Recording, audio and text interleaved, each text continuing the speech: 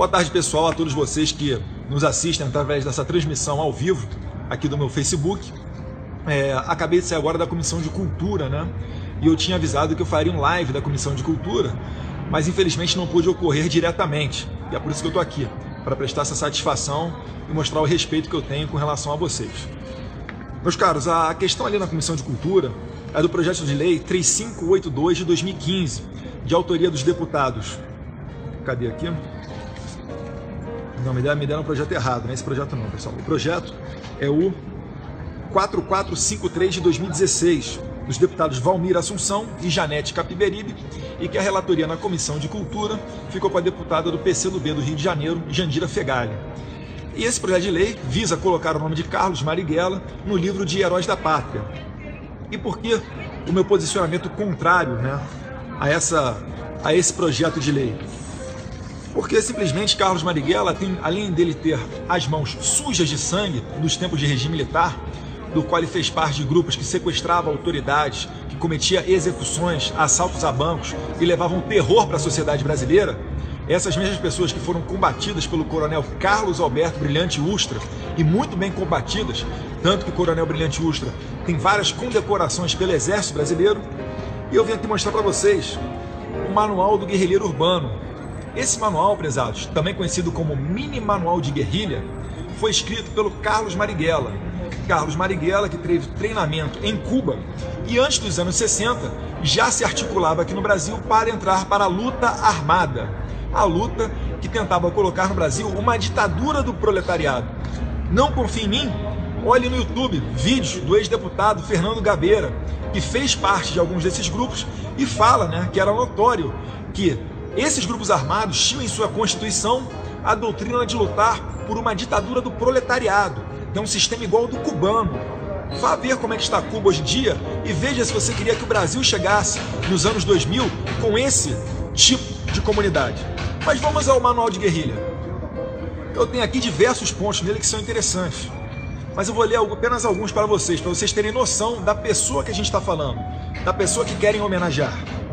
Escreveu Carlos Marighella: objetivos essenciais, né, do guerrilheiro urbano: a exterminação física dos chefes e assistentes das Forças Armadas e da Polícia. Ou seja, a gente vai colocar no livro de Heróis da Pátria um assassino de policiais. Ele, nos anos 70, o seu grupo foi o responsável pela execução do tenente Alberto Mendes Júnior, herói da Rota da Polícia Militar de São Paulo. Ele foi morto com coronhadas na cabeça e enterrado numa vala rasa. Esse é o tipo de pessoa que merece ser escrito, ter o seu nome escrito no livro de Heróis da Pátria. Mas temos outros aqui, pontos interessantes do seu Manual de Guerrilha, né? Qualquer grupo de fogo pode decidir em assaltar um banco, sequestrar ou executar um agente da ditadura, sem a necessidade de consultar o comando geral.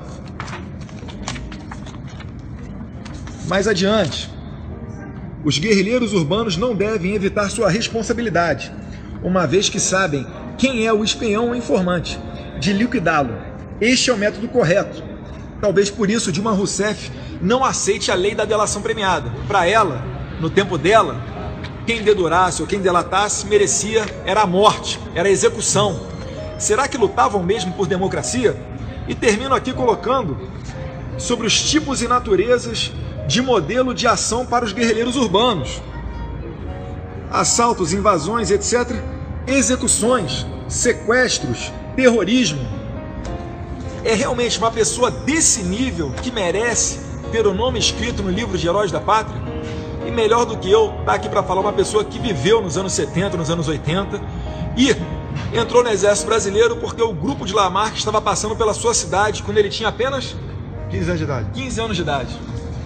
O caso Rubens Paiva é um caso emblemático, né? Eu conheci Rubens Paiva quando ele tinha 10 anos de idade. Logicamente é um conhecimento de olhares, né? A família dele tinha uma grande fazenda chamada Fazenda Caraitá, na cidade de Eldorado Paulista, Vale do Ribeira, São Paulo. Em 1970, vizinha à fazenda dele, foi criada ali uma base de guerrilha Lamarca. Não é por coincidência, né? Há muita coincidência para achar que tudo é fruto do acaso.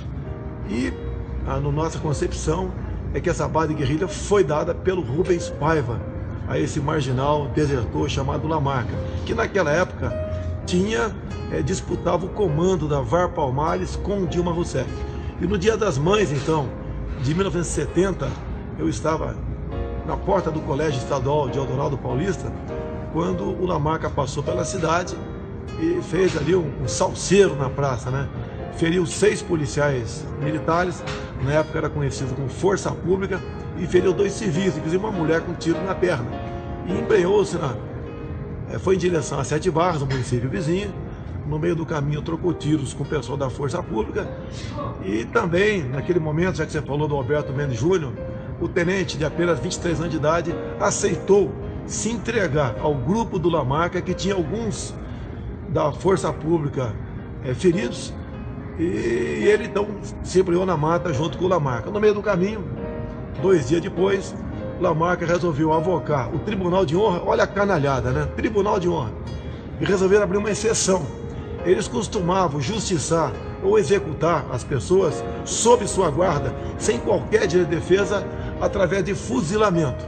E caso houvesse fuzilamento, poderia despertar a atenção de tropas, em especial do Exército, que estavam já na região. Resolveram então, o Tribunal de Honra abriu uma exceção e executaram o Alberto Mendes Júnior a coronhadas. Arrebentaram com a cabeça dele, teve seu crânio esfacelado. Só alguns meses depois é que foi descoberto então onde estava aí o Alberto Mendes Júnior naquele momento. Esse então, Lamarca, colega de Dilma Rousseff, é gente desse tipo que agora veio a Jandira Fegali, né? A Jandira é relatora. Jandira é relatora. E, na verdade, o projeto é da Capiberibe, né? Janete Capiberibe e Valmir Assunção, do PT. É outra figuraça. E, logicamente, a Jandira Fegali, do PCdoB, relata favoravelmente a isso daí. Isso daí é mais que uma apologia ao terrorismo. É um elogio ao terrorismo. Isso é, por exemplo, por coincidência, né? Por coincidência. Quando se fala em terrorismo, quando se fala em PAC hoje, você sempre pensa no programa de aceleração do crescimento. PAC era um dos grupos terroristas chamado Proletários Armados pelo Comunismo, onde o mini manual de guerrilha aqui do Marighella, esse pessoal do Marighella tinha contato com os Brigadas Vermelhas da Itália. E, curiosamente, quando esteve aqui no Brasil, fugido, né, da Itália, o terrorista chamado César Battisti, que executou 4 lá. Quem foi o advogado de César Battisti aqui no Brasil? Barroso, Dr. Barroso, hoje ministro do Supremo Tribunal Federal. Não foi à toa que ele, ao prolatar o seu voto, nesse meu caso agora, onde me tornei réu no Supremo, ele foi bem claro: o caso Bolsonaro servirá de novo paradigma. Ou seja, nas mãos deles eu vou ser condenado. Então você começa a ver que as coisas vão se interligando. E mais ainda, está lá no caderno de tese do PT que o meu mandato deve ser cassado de uma forma ou de outra. E os grupos, os movimentos sociais têm que ter um trabalho muito forte em cima disso daí. Então você começa ligando, né? Você vê quem foi falar com o Fux para botar em pauta o meu projeto, o meu pedido de cassação. Foi o Conselho Nacional de Direitos Humanos. Então tudo vai se interligando. E agora, essas Capiberibe, Valmir Assunção. Agora, a musa do Lava Jato, Jandira Fegali, a musa, né? Que ela falou que a grana dela foi republicana, ou a grana dela não foi suja como a dos outros. Isso que ela quer dizer. Ou seja, para esse pessoal, PCdoB, esse pessoal de esquerda, tudo vale pela causa, né? Tem que chegar no objetivo, vale tudo. Então a musa agora, a queridinha do Sérgio Machado, que enquanto Sérgio Machado estava falando, revelando grampos que ele teve com outros parlamentares e outras autoridades, e essas autoridades confessavam que fazia ou não fazia, quando entra o nome de Jandira Fegali, para ela não vale. Ou seja, botar o nome de um canalha, um terrorista, como Carlos Marighella, no livro dos heróis do Brasil, pode ter certeza, né?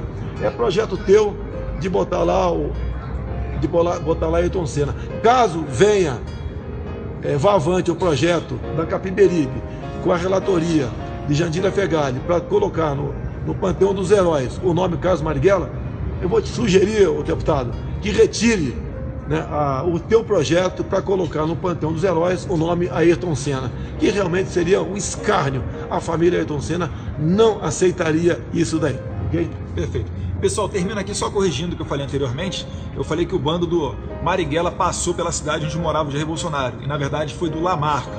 E só fazer um último registro importante, antes de terminar esse vídeo, falar que os autores desse projeto de lei, o Valmir Assunção, bem como um outro deputado, Glauber Braga, no seu voto do impeachment, votaram pela permanência de Dilma Rousseff no poder, bem como enalteceram o nome de Carlos Marighella.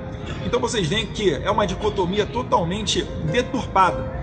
Eles podem falar de Lamarca, de Marighella, e nós não podemos falar do coronel Carlos Alberto Brilhante Ustra, que muito bem combateu esses terroristas nos anos 70.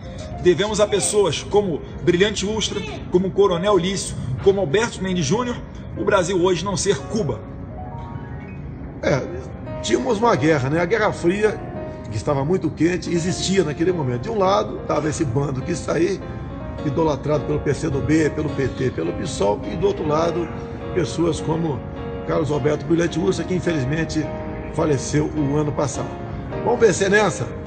Aquela rampa nos espera, tá ok? Um abraço a todo mundo aí. Um abraço, pessoal.